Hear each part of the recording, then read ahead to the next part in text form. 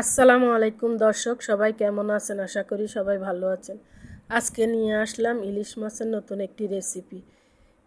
এই রেসিপি খুবই ভালো লাগে গরম ভাতের সাথে খেতে।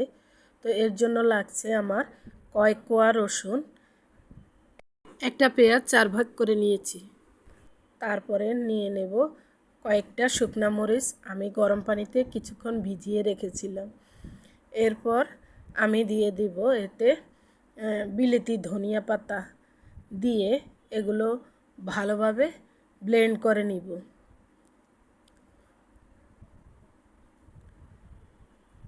আমার ব্লেন্ড করা হয়ে গেছে। এখন আমি এই 3 পিস ইলিশ মাছ নিয়েছি, এগুলো একটা কড়াইতে নিয়ে এখন দিয়ে দিব একে একে মশলাগুলো। এখন দিয়ে দিলাম পেঁয়াজ এবং কাঁচামরিচ কুচি। এবার দিয়ে দিলাম হাফ চামচ হলুদের গুঁড়া,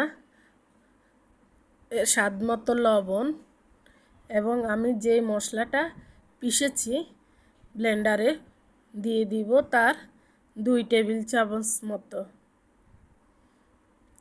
এই রেসিপিটা অনেক ঝাল হবে, ঝাল প্রেমীদের জন্য এই রেসিপি। ইলিশ মাছের এই রান্নাটা খেতে খুব ভালো লাগে। এখন দিয়ে দিলাম সরিষার তেল, দিয়ে আমি এই মাছগুলো ভালোভাবে হাত দিয়ে কচলে কচলে মেখে নিব।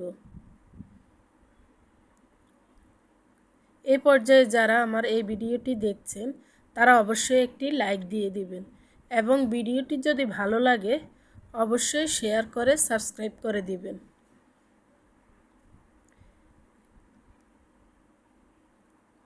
এখন দিয়ে দিব একটু পানি, আমার হাত ধুয়ে আমি একটু পানি দিয়ে দিব।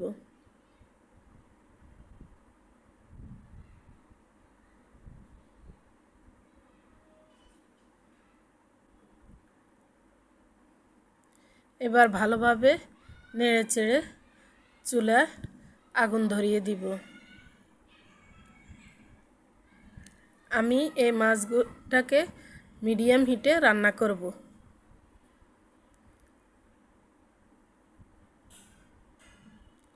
যারা জাল খেতে খুবই পছন্দ করেন তাদের জন্য এই রেসিপিটা বেস্ট একটা রেসিপি।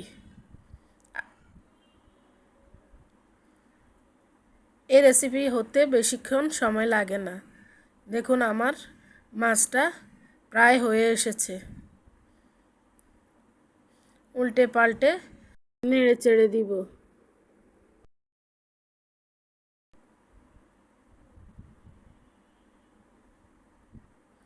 এখন দিয়ে দিলাম কিছু বিলেতি ধনিয়া পাতা কুচি।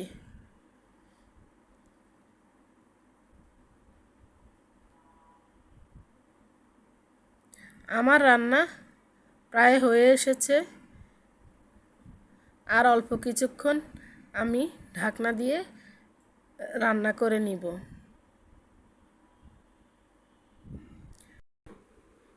এতক্ষণ ভিডিওটি দেখার জন্য সবাইকে অসংখ্য ধন্যবাদ। আল্লাহ হাফিজ।